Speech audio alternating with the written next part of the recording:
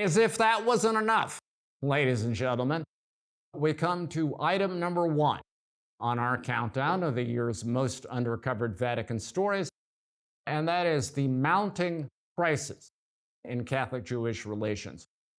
2024 began with a lecture at the prestigious Jesuit-run Gregorian University by Rabbi Riccardo de Segni, the chief rabbi of Rome, warning of a new crisis in Jewish-Catholic relations because of responses by the Vatican and in broader Catholic circles to Israel's war against Hamas in Gaza. And it ended with 3 separate vignettes.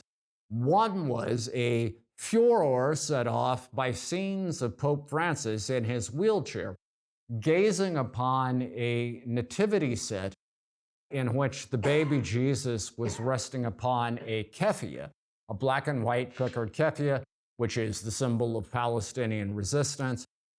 That occurred in the Vatican audience hall. And then there was a furor because the Pope, in his December 21st address to the Roman Curia, claimed that the Latin Rite Patriarch of Jerusalem, Italian Patriarch Pier Battista Pizzaballa, had been denied access to Gaza to celebrate his traditional pre-Christmas liturgy by the Israeli authorities.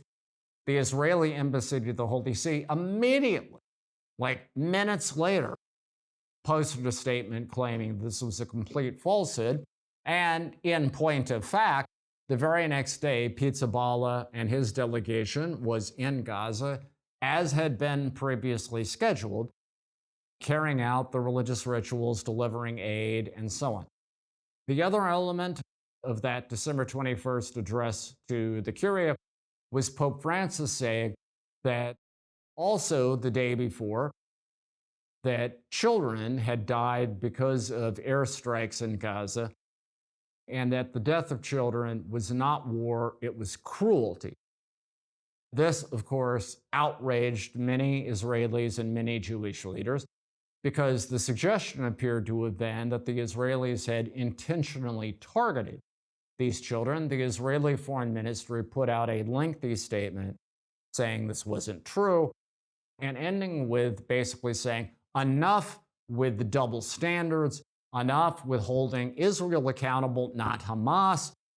Why don't you talk about Hamas, for instance, intentionally putting children in harm's way, using them as human shields in an effort to prevent retribution for their actions?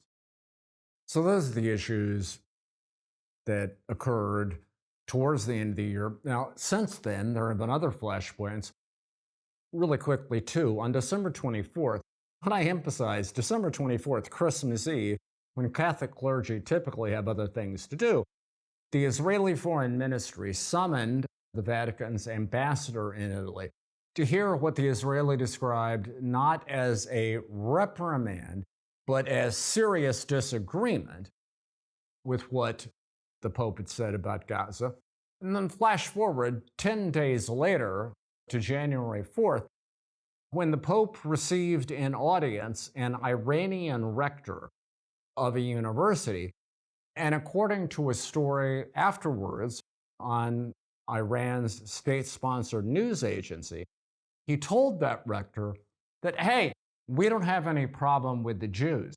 Our problem is with Netanyahu, who has created crises, in the region and around the world, regardless of international law and human rights, which of course led many Israelis and Jewish leaders to ask, wait a minute, you're singling out Netanyahu for having a problem with international law and human rights, but you don't mention Hamas? Hello, double standard, anyone?